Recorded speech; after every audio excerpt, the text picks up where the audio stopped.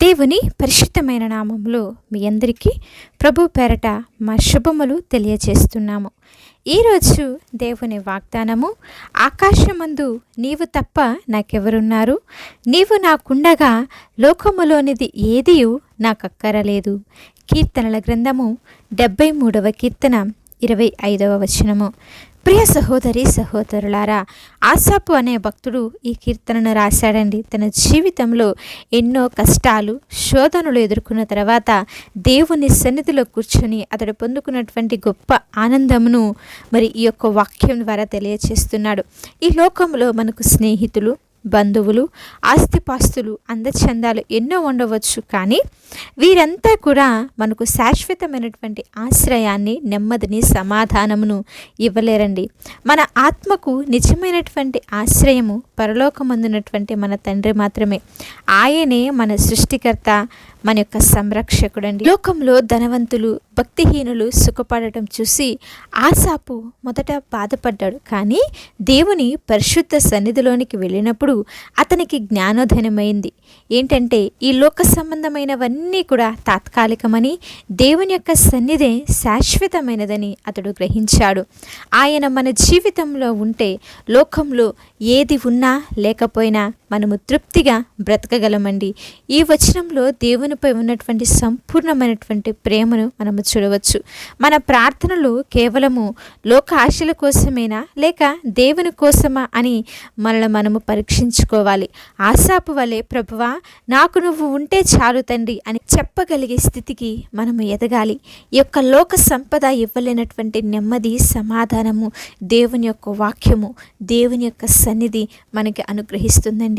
మరి అబ్రహాము, అతని మేనల్లుడు అయినటువంటి లోతు, వారికి ఆస్తులు పెరిగినప్పుడు వారి పశువుల కాపరి మధ్య, వీళ్ళ పశువుల కాపరుల మధ్య గొడవ జరిగింది. అబ్రహాం అయితే లోతుకు మొదటి అవకాశం ఇస్తూ నీకు ఏ ప్రాంతం కావాలో కోరుకో అన్నాడు. లోతు తన కన్నులెత్తి పచ్చని సంపన్నమైనటువంటి సొదొమ ప్రాంతాన్ని ఎన్నుకున్నాడు. అబ్రహాము మిగిలిన అరణ్య ప్రాంతంలో ఉండిపోయాడండి. లోతు లోక సంబంధమైనటువంటి సంపదను కోరుకుంటే అబ్రహాము మాత్రము దేవుణ్ణి నమ్మాడు. దేవుడే అబ్రహాముకు నేనే నీకు బహుమానము అని చెప్పి వాగ్దానము చేశాడండి.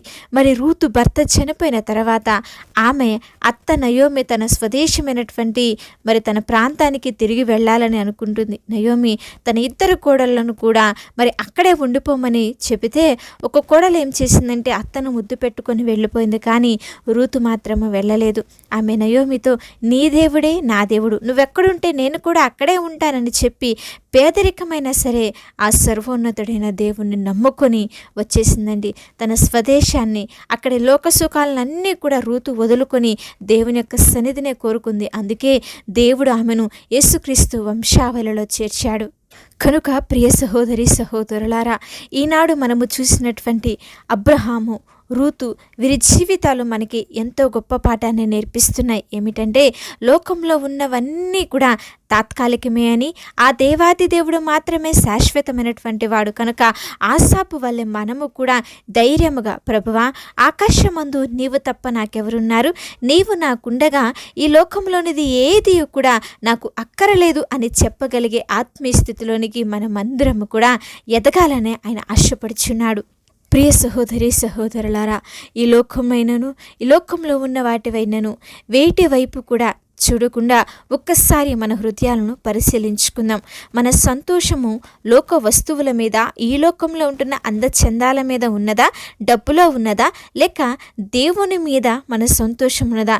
ఈ లోకం ఇచ్చే సంతోషము, నీ దగ్గర ఉన్నటువంటి ధనం ఇచ్చే సంతోషము ఈరోజు ఉండి రేపు పోతుంది. కానీ ఆ సర్వోన్నతుడైన దేవుడు ఇచ్చే రక్షణ, సమాధానము, ఆనందము ఎన్నటికీ ఎప్పటికీ కూడా మారవు. కనుక కష్టములైన, నష్టములైన, శ్రమలు ఎదురైనా ఆసాపు వలె మనము కూడా దేవుని వైపు చూడాలి.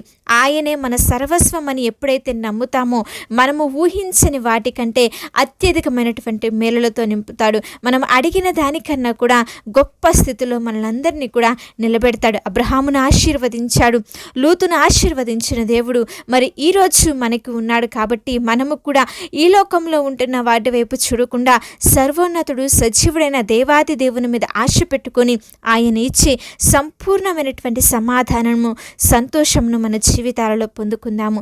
చిన్న ప్రార్థన చేసుకుందాం.